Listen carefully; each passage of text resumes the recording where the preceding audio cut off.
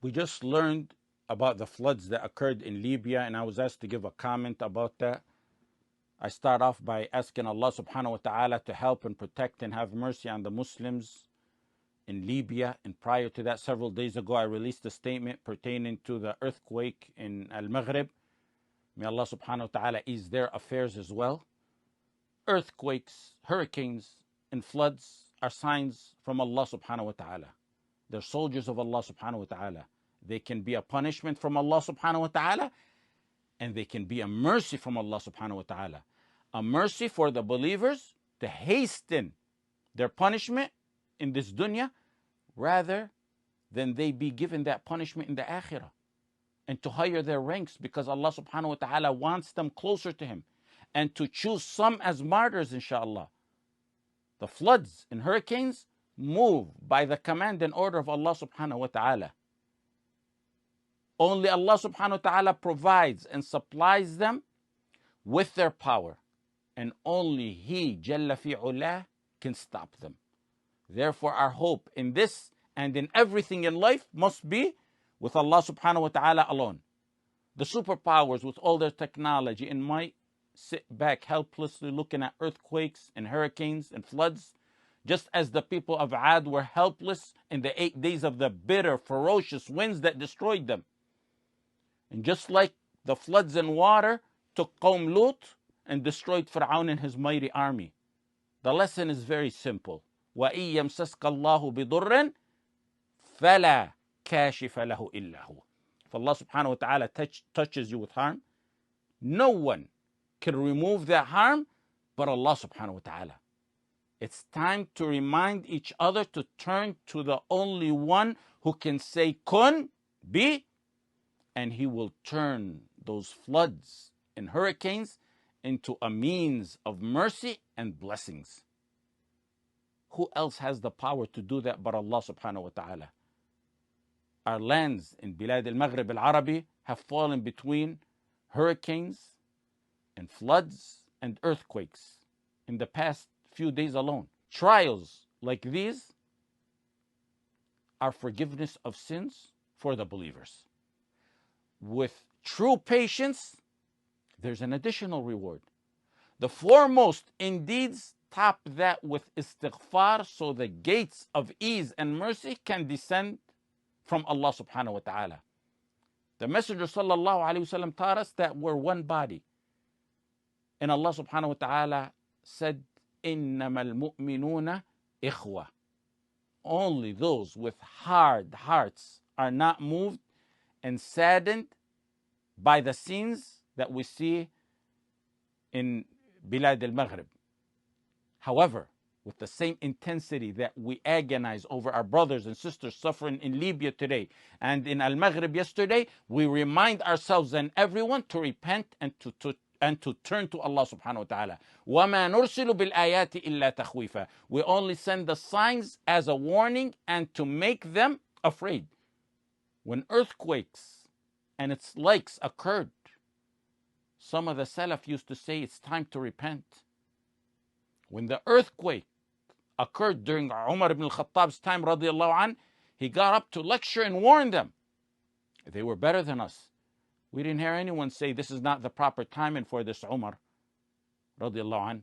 Rather, this is the exact, most proper, most precise timing for us to say, while our hearts weep over every single Muslim suffering, it's the proper, precise timing to say that the lands need to be purified from all sorts of filth so Allah subhanahu wa ta'ala can ease that suffering on our brothers and sisters who we dearly love and care about. Do you think when Allah subhanahu wa ta'ala gives respite to those spreading kufr and fawahish, He forgot about them? Do you think Allah subhanahu wa ta'ala forgot about those who filled their prisons with ibadullah al-muwahhideen or fought them in the battlefields and joined the kuffar against them? وَلَا تَحْسَبَنَّ اللَّهَ غَافِلًا عَمَّا يَعْمَلُ الظَّالِمُونَ.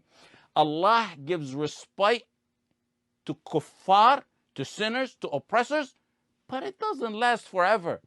The Messenger sallallahu alayhi wasallam said, "Inna Allah la yumli lil-zalim hatta idha akhadhahu lam yuflit."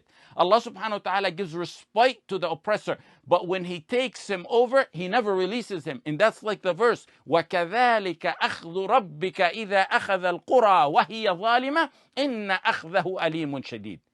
Polluting this earth by ruling by other than the Sharia. Rejecting the Sharia of Allah subhanahu wa ta'ala, neglecting the Sharia of Allah subhanahu wa ta'ala, ruku' and sujood to filthy faces that are dripping with the blood of ibadullah al-muwahhideen and full of wala to the kafara and mushrikeen. Normalizing with the Zionist, what we call, the proper term for it is wala to the Zionist and the other enemies of Allah subhanahu wa ta'ala. Uniting against the muwahhideen who carry the pure banner of Tawheed. Widespread fawahish, widespread riba, widespread zina, the act of Qawm Lut, enormous munkarat, widespread in our societies. It's gotten to where the sins have settled in society and in the bottom of the hearts as well. Kufr and sins are normalized in many aspects to the point that the people no longer see evil as evil. Hearts are no longer moved and feelings are no longer hurt at seeing violations against the laws and rules of Allah subhanahu wa ta'ala.